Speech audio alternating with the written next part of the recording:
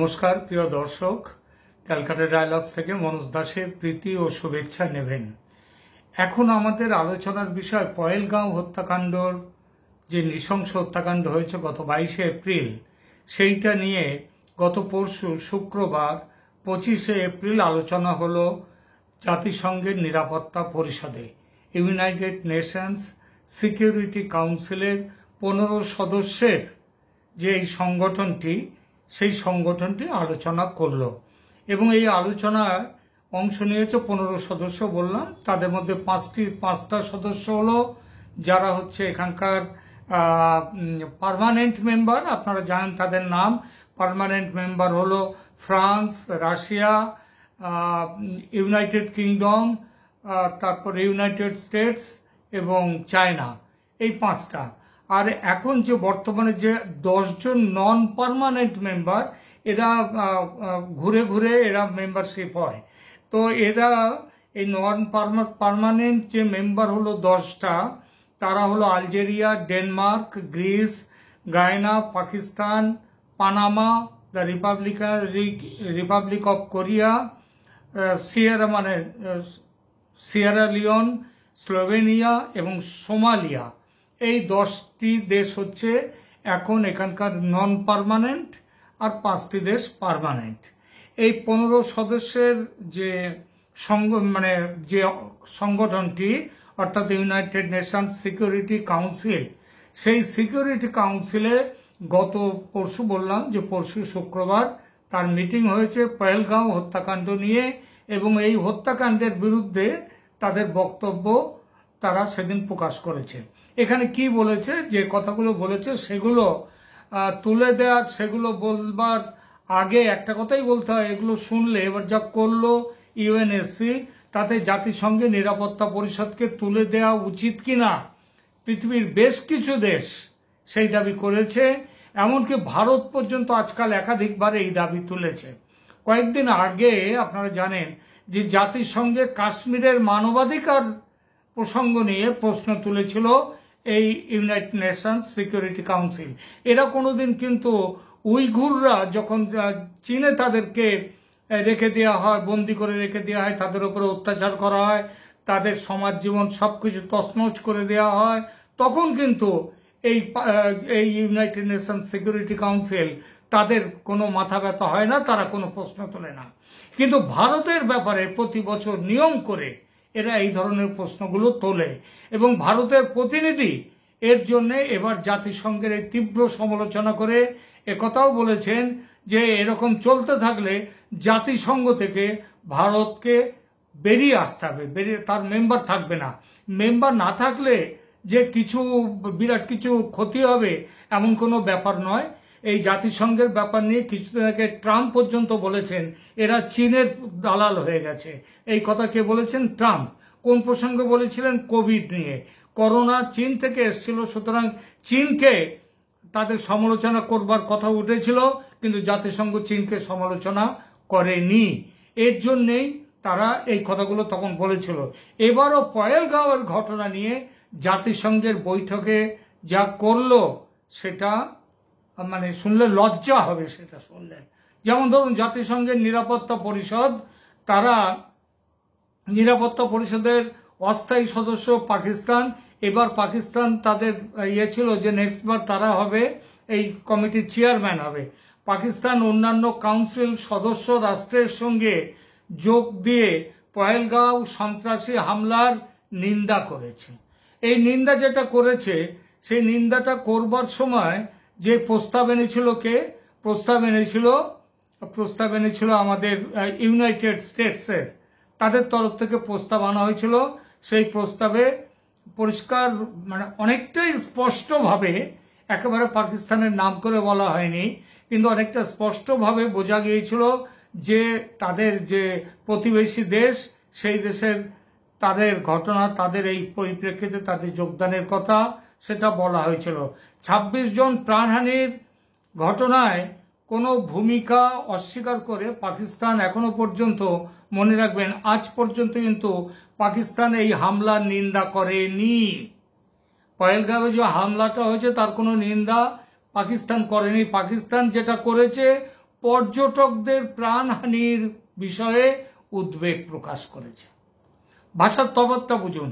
পরিষদের সদস্যরা সন্ত্রাসবাদের নিন্দনীয় কাজের অপরাধীদের বিচারের আওতায় আনার জন্য আন্তর্জাতিক সহযোগিতার প্রয়োজনীয়তার ওপর জোর দিয়েছিল। কিন্তু মনে রাখতে হবে, এবারের যে ভাষায় সমালোচনা করা হয়েছে সেই ভাষায় কিন্তু আন্তর্জাতিকভাবে 2019 সালে পুলওয়ামা হত্যার যে হামলার যে নিন্দা জানানো হয়েছিল, সেখানটায় বলা হয়েছিল কি জানেন, ভারত সরকারের সাথে সক্রিয়ভাবে সহযোগিতা করার আহ্বান জানানো হয়েছিল। তবে এই উপলক্ষে তারা কেবল সকল প্রাসঙ্গিক কর্তৃপক্ষের সাথে একই কাজ করার জন্য বলেছে। পুলওয়ামার ক্ষেত্রে নিন্দা বিবৃতিতে ভারত সরকার এবং প্রাসঙ্গিক কর্তৃপক্ষ উভয়ের সাথেই সহযোগিতা চাওয়া হয়েছিল এবং সেই কথা বলা হয়েছিল। সকল ধরনের সন্ত্রাসবাদ আন্তর্জাতিক শান্তি ও নিরাপত্তার জন্য সবচেয়ে গুরুতর হুমকি। কাউন্সিল দিয়ে এই কথা ব্যবহার করে কাউন্সিল বলেছে, আরো যোগ করেছে যে এই ধরনের কর্মকাণ্ড অপরাধমূলক এবং অযৌক্তিক, তাদের উদ্দেশ্য নির্বিশেষে যেখানেই যখনই যাই হোক না কেন তার নিন্দা করতে হবে। মার্কিন যুক্তরাষ্ট্র এবার প্রস্তাব দিয়েছিল বিবৃতির উপর একটা ঐকমত্য তৈরি করার আগে কিছু কঠিন আলোচনা হয়, যেখানে পাকিস্তান চীনের সাথে মিলে, অর্থাৎ চীন পাকিস্তানের পক্ষে গিয়ে এই যে ইউনাইটেড স্টেটসের যে স্টেটমেন্টটা দেওয়া হয়েছিল, প্রস্তাবটা দেওয়া হয়েছিল, সেটাকে ডাইলিউট করে দেয়, সেটাকে জল ঢেলে দুর্বল করে দেয়। অতীতে কেন দুর্বলতা বলছি দেখুন, অতীতে পুলওয়ামা এবং এই বছরের মার্চে পাকিস্তানের নিজস্ব জাফর এক্সপ্রেস ট্রেন হামলার মতো বেশ কয়েকটি সন্ত্রাসী হামলার নিন্দা জানিয়ে কাউন্সিল করেছিল, ইউনাইটেড নেশন সিকিউরিটি কাউন্সিল। তারা সমস্ত রাজ্যকে স্থানীয় সরকারের সাথে সক্রিয়ভাবে সহযোগিতা করার আহ্বান জানিয়েছিল। তার মানে সক্রিয়ভাবে কাদেরকে? এটা হচ্ছে তার মানে ভারতের সাথে সহযোগিতা করার আহ্বান জানিয়েছিল। কিন্তু এবার বলা হয়েছিল প্রাসঙ্গিক কর্তৃপক্ষের সাথে করা হবে। এর পেছনে মানেটা কি হলো? মানেটা হলো যে এটা বলা হলো একদিক দিয়ে যে পুলওয়ামায় যখন বলা হয়েছিল ভারতের সাথে সহযোগিতা করার কথা, এবার বলা হলো যে প্রাসঙ্গিক কর্তৃপক্ষ। কেন বলা হলো? বলা হলো এই জন্যেই, তাহলে এড়িয়ে যাওয়া হলো আগেরবার পহেলগাঁওকে, তাহলে এবারও বলতে হতো পহেলগাঁওকে ভারতীয় কর্তৃপক্ষের সাথে, পহেলগাঁও ভারতের অঙ্গ, এইটা মানতে হতো। কিন্তু সেখানে পাকিস্তানের সাথে মিলে চীন তারা যে ওখানটায় সংশোধনী নিয়ে এলো, সেই সংশোধনীতে ভারতীয় কর্তৃপক্ষের সাথে অর্থাৎ ভারতের সাথে কথা বলা, এই ব্যাপারটাই বাতিল করে দেওয়া হলো। অর্থাৎ কি মেনে নেওয়া হলো যে কাশ্মীর এটা যে ভারত অকুপাইড কাশ্মীর আর পাক অকুপাইড কাশ্মীর এরকম ভাবে না বলে একেবারে ভারতের নামটাই উড়িয়ে দেওয়া হলো। অর্থাৎ ঘুরিয়ে মেনে নেওয়া হলো যে পহেলগাঁও ভারতের অঙ্গ নয়, এটা ঘুরিয়ে মেনে নেওয়া হলো। এবং যেটা পাকিস্তান বলে না, তাদের নিজেদের যে অংশের যে দখল করে রেখেছে সেটা হচ্ছে আজাদ কাশ্মীর, আর ভারতের অধীনে যেটা আছে সেটা হচ্ছে ভারতের দখলদারি কাশ্মীর, ভারতের দখলে থাকা কাশ্মীর। তো এইটা দিয়ে এই যে জিনিসটা করলো, এতে একটা কি বোঝা গেল? এটা একটা জিনিসই বোঝা গেল যে এখনো ইউএনএসসি পহেলগাঁওয়ের এই ঘটনার পরেও শুধু পাকিস্তানের নাম নিয়ে পাকিস্তানকে সমালোচনা করেনি, সেটা না হয় করলো না, কারণ এটা ইউএনএসসির পক্ষে বলা হয়তো মুশকিল। কিন্তু এই যে ভারতের পর্যটকরা মারা গেছে, ভারতের ওপরে এত বড় আঘাত এলো, এইসবের বিন্দু মাত্র ভারতের নাম উচ্চারিত হলো না। এইটাই হচ্ছে ধান্দাবাজি। এবং কে করেছে? এটা করেছে চীন করেছে। চীন পাকিস্তানের সাথে একজোট হয়ে, চীন হচ্ছে একটা পার্মানেন্ট মেম্বার, পাকিস্তান হচ্ছে এখন নন পার্মানেন্ট মেম্বার। গতকাল থেকে শুনছি বিভিন্ন পত্র পত্রিকায় একটা কথা চালু হচ্ছে, মিডিয়াতে ভাসছে যে চীন নাকি পাকিস্তানের ওপর থেকে হাত সরিয়ে নিয়েছে। চীন নাকি বলেছে যে আর তারা পাকিস্তান যেটা করেছে অন্যায় করেছে, এমনকি যদি যুদ্ধ বাঁধে তাহলে J-15, J-16 এই বিমানগুলো পাকিস্তানকে বিক্রি করেছে চীন, সেগুলো কিন্তু ব্যবহার করা যাবে না, পাকিস্তান ব্যবহার করতে পারবে না, এমন একটা কথা বাজারে রটিয়ে দেওয়া হয়েছিল আন্তর্জাতিক স্তর থেকে। সেটা এখন বোঝা যাচ্ছে যে চীন ওটা যেমন রটিয়েছে, একদিকে ওটাতে এমনও হতে পারে যে চীনের ওই বিমানগুলো কত নিম্নমানের, সেগুলো জানাজানি হয়ে গেলে চীনের ব্যবসা বন্ধ হতে পারে। তার জন্যই তারা বলে দিয়েছে যে আমাদের দেয়া বিমান যেন ভারতের বিরুদ্ধে ব্যবহার না হয়, যুদ্ধে ব্যবহার না হয়। অথচ যখন ইউনাইটেড নেশন সিকিউরিটি কাউন্সিলে এই ব্যাপারে সমালোচনা করার একটা মন্তব্য নেয়ার বক্তব্য যখন প্রচার করার দাবি যখন উঠলো, আলোচনা যখন হলো, তখন তার মধ্য থেকে চীন কায়দা করে ভারতকে এড়িয়ে গেল, তুলে দিয়ে দিল। আচ্ছা, ইসলামাবাদ সম্ভবত মনে করেছিল যে ভারত সরকারের একটি নির্দিষ্ট উল্লেখ ভারতকে লাঠি দিয়ে আঘাত করার জন্য একটি লাঠি দেবে। পহেলগাঁওয়ের বিবৃতিতে কাউন্সিল জম্মু ও কাশ্মীরের সন্ত্রাসী হামলার নিন্দা করেছে। অন্যদিকে পুলওয়ামার ক্ষেত্রে এটি আবারও জঘন্য ও কাপুরুষোচিত আত্মঘাতী বোমা মামলার তীব্র ভাষায় নিন্দা করেছিল। উভয় ক্ষেত্রেই কাউন্সিল বলেছে যে হামলাগুলি জম্মু ও কাশ্মীরে সংগঠিত হয়েছিল। ভারত এই শব্দটি ব্যবহার করে কেন্দ্রশাসিত অঞ্চল এবং পূর্ববর্তী রাজ্যকে বোঝায়। বিবৃতির বাকি অংশটি জাতিসংঘ নিরাপত্তা পরিষদ কর্তৃক এই ধরনের হামলা নিন্দা করার জন্য ব্যবহৃত স্ট্যান্ডার্ড ফরম্যাট অনুসারে ছিল।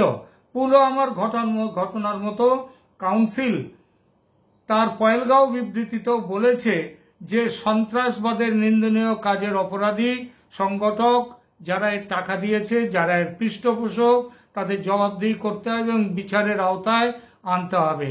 পুলওয়ামার বিবৃতিতে আরো একটা ব্যাপার দেখুন, পুলওয়ামার ক্ষেত্রে 2019-এ পুলওয়ামার ক্ষেত্রে যে আক্রমণ হয়েছিল, যেখানে 50 জনের ওপরে আমাদের সিকিউরিটি পার্সোনেল মারা গিয়েছিল, তারা নিহত হয়েছিল, সেইখানটায় তারা বলেছিল পুলওয়ামার বিবৃতিতে আক্রমণ কারা চালিয়েছে সেই হিসেবে জয়েশ-ই মোহাম্মদের নাম উল্লেখ করা হয়েছিল।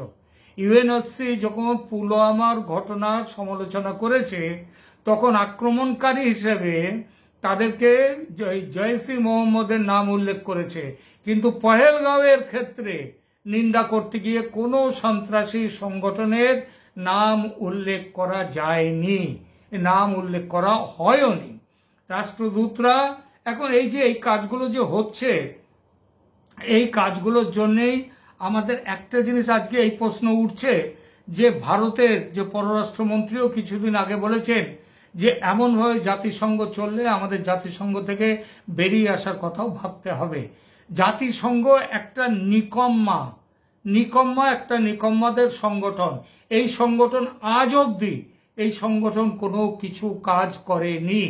সুতরাং এরা কি বলল না বলল তাতে কিচ্ছু আসে যায় না, কারণ জাতিসংঘের এর ঢোড়া সাপ বললেও কম বলা হয়। এরা শুধু সারা পৃথিবীতে নানা ধরনের ষড়যন্ত্র করবার জন্য এরা তৈরি হয়ে রয়েছে।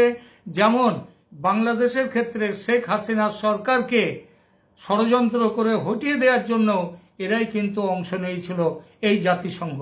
সেই জাতিসংঘ আজকে পাকিস্তানের নামে একটা বাজে কথা বলবো না, যে কথাগুলো পাকিস্তানের নামে কোনো দোষারোপ করেনি, কোনো সন্ত্রাসবাদী সংগঠনকে দোষারোপ করেনি, শুধু শোক বার্তায় তাদের জন্য তাদের একটা নিন্দা করেছে যারা এইসব কাজ করেছে। আমাদের মনে হয় জাতিসংঘের আলোচনা, জাতিসংঘ নিয়ে আর আলোচনা সমালোচনার কোনো জায়গা নেই। এটা এমনই একটা বাজে সংগঠনে পরিণত হয়েছে। আমাদের অনেকেই বলছেন পাকিস্তান হতে পারলো না। দু একটা চ্যানেলে শুনলাম যে পাকিস্তান নাকি এবার সেখানকার সভাপতি হওয়ার কথা ছিল, চেয়ারম্যান হওয়ার কথা ছিল, সেটা হতে পারলো না। তাতে কারোর কিচ্ছু যায় আসে না, কি হলো আর কি না হলো। আপাতত এখানেই রাখছি। ভালো থাকবেন, ধন্যবাদ।